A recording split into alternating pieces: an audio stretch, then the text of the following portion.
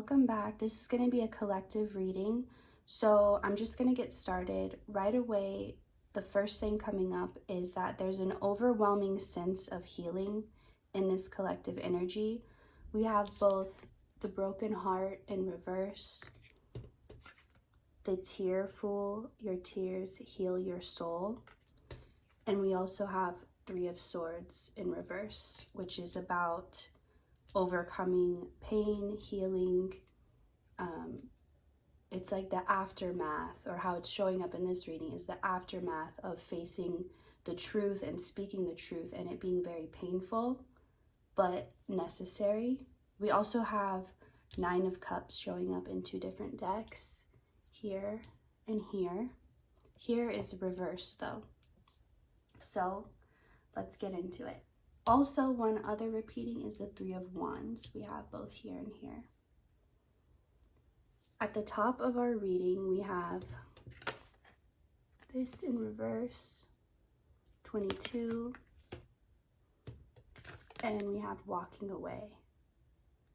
This is about having to separate from yourself, having to split into two, and how some people say the feminine and the masculine are split and then they have to find each other again. This is about a necessary detachment from both yourself and that being reflected in your real world through relationships or through anything that you attached to and identified with and had to leave behind. But it's something that always comes back together. So it's almost like this shape where it's two separate lines and then they merge and then they separate and then they merge in that type of pattern. It's a similar pattern of water. When you see water just streaming down, how it makes that design like almost a braid. Anyway, yes, so there's this having to separate, two halves separating from a whole, but now this is about the coming back together. So this relates to both you coming back to yourself, all parts of you meeting again, your dark, your light, your masculine, your feminine, all these parts joining into one. And this is obviously all due to your own work. This isn't something that's happening by chance or by mistake or any other reason other than you made it happen. So we also have the careful, take good care of yourself.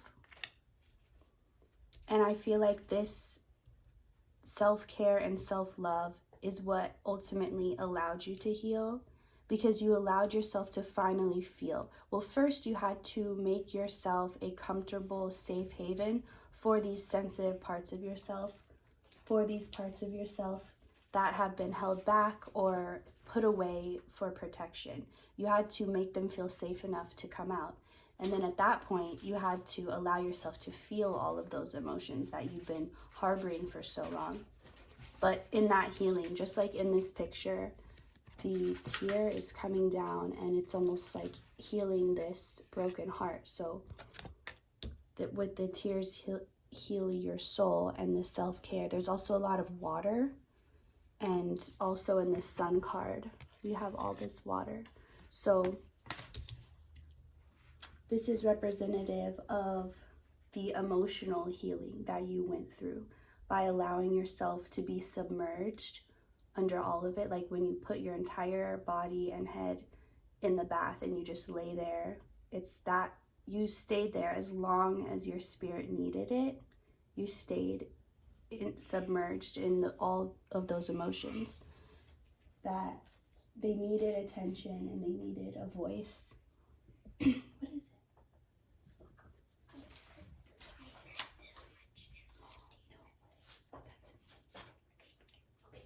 All right, sorry for that little interruption. Anyway, and I feel like you're not, another thing you could be noticing is little things that used to stress you out or disturb you or bother you or annoy you or really just tick away at your attention and your energy. And it was like that little annoying, kind of like a fly that just won't go away, and it's very distracting. All those little things, you're noticing you just don't care anymore, or you don't have that trigger effect anymore by these things, and you're able to just allow. You're in this really beautiful state of allowing, and it was such a process is what I'm trying to explain, like the healing and the feeling and all of this. It was a process that led you to where you are now. And at the bottom of the reading is the temple path. So this feels like something it was new for you, this journey, this path, because you're used to having the instructions, knowing the instructions. You're used to having a lot more information beforehand and not just going into something blindly or going into something really not knowing what you'll expect or find. But that's what you did, and you stepped out of your comfort zone by really facing the unknown when all the variables were unknown. There was just very limited information that you were given that was allowed to be had by you or known by you. So, but this path required you to have that type of faith and that type of blind trust where it wasn't actually blind. It was maybe blind in a physical way, but intuitively you could see and feel the guidance. Even intuitively, there wasn't a lot that you were able to know. Or I'm getting that what you were able to know, you even doubted. So more information wouldn't have exactly helped in that situation because you were already doubting the information you were getting. You were still listening to it, but there was a lot of heaviness, and that was the energy of doubt. And I feel like that's a big thing that you healed within yourself, within all of this broken heart and healing, is self-doubt, which was your own personal, the way you self-sabotaged was by knowing, but then doubting what you know. And that tension within you of like, well, I know this, I'm picking up on this, I have this ability to do that, but also like, no, that can't be, that's not true. And that inner turmoil and conflict that was causing a lot of pain and feeling like you were being attacked by your own self, and that was being reflected back to you in your reality by other people or situations or circumstances making you feel attacked. So all that is over because you ended it within yourself. Again, all of the things happening in your physical reality are a reflection of the inner changes that you consciously made. So as you hear, you're creating your own reality, but you're only consciously doing that when you tune into when you actually go to your subconscious and you tune or dial it in there what you want to be manifesting. But in order to do that, you have to go through all this clutter that's in your subconscious that's been built up over time, over your whole life, from what other people told you was true. And you have to filter all that out, and you did that. So now you're consciously creating your reality, meaning it's not just like you're more in control because you're more aware. There aren't all these blind spots that are causing you to attract things that you don't actually want. You've cleared all that out. So now your world is beginning step by step, piece by piece, picking up momentum, beginning to reflect back to you the life that you're consciously creating. And this is the first time in your life you've been at this stage where you're actually consciously creating the reality you want, intentionally. So it's actually going to be how you want it to be, not just little pieces here and there of what you want mixed in with a bunch of what you don't want. So I feel like you stopped waiting around, and before you were kind of living life like, okay, I'll do this and then I'll wait for the next instructions and I'll do this, and it was like kind of a step-by-step process. But now it's all merging into just one thing. All these different parts that you've been working on are all merging back into one. So, and the same with yourself, all these ways that your psyche, your spirit has been split and spread all around it's all coming back together, merging back into one. And you're going to feel this, and you already probably do feel this, like just a sense of presence and being here and now, and not so distracted with the future or the past like you used to be. It may be easier for you to stay present, or if you catch yourself drifting away, you can easily bring yourself back. You don't feel so lost in the spirit realm. You feel more here physically. And it is partly because you prefer to be here now. Before, it wasn't the world that you consciously created. There was still a lot of what you didn't like. So you would go in your mind into these other worlds that you had more control over. But now you have that sense of control here. So you're like, okay, now I can come back here and be here. Let's see if I'm getting anything else. Just kind of what I was saying before about you're not waiting around. You're always focused on something. And when you can't control one thing, you can easily let it go until you receive further guidance. It's like you're not attached to anything that you can't control. You're really good at just letting that go and focusing on what you can. So it never feels like you're waiting for something. It just feels like there's always something else you could be doing or focusing on. And that's exactly the state of mind you're in. You're not focused on the lack anymore. You're not focused on what's not happening, what's not working out, what you don't have. You're really, really tuned into everything that is happening, that is growing, that is manifesting in the way you want. And it's like now that you've practiced that habit of staying focused in that space, it's just natural now. You've come to a spot where now it's just automatic. So let's get some more. I didn't want this to be too long, so if there's anything else important with this message, let's see. The wonderful, always maintain your sense of wonder, which feels connected to the inner child, which feels like you're able to do this now. You're able to, and maybe you always kept that part of you alive, of maintaining a sense of wonder and never being too swept up in like the rat race of what's expected of the adults or the adult world. But I feel like now it's easier than ever to do that. It doesn't feel like you have to try. And then Magician and the Mirror. So you're seeing all parts of yourself now. You've embraced and accepted all parts of yourself now. Sorry, I keep choking on my words right now. There's just this sense of like true acceptance of there's no more judgment for any parts of yourself. And there were even, it's like you consciously let go of judgments, but you still had subconscious judgments that you weren't even aware of.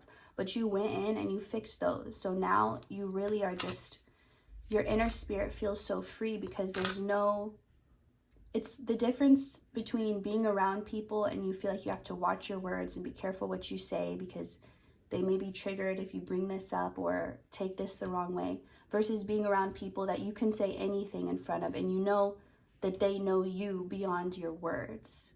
It's not just, they're not taking everything at face value. They actually know you and your energy and your intentions. And so even if your words don't come out exactly as you mean, you're still understood because they see you beyond that. So it's that difference of like, that's where you're at now. And then Strength, Angel of Strength in reverse. You don't have to be strong in the ways you used to. You're strong in a courageous, like brave, fighting a battle type of way. Like that's how it was before.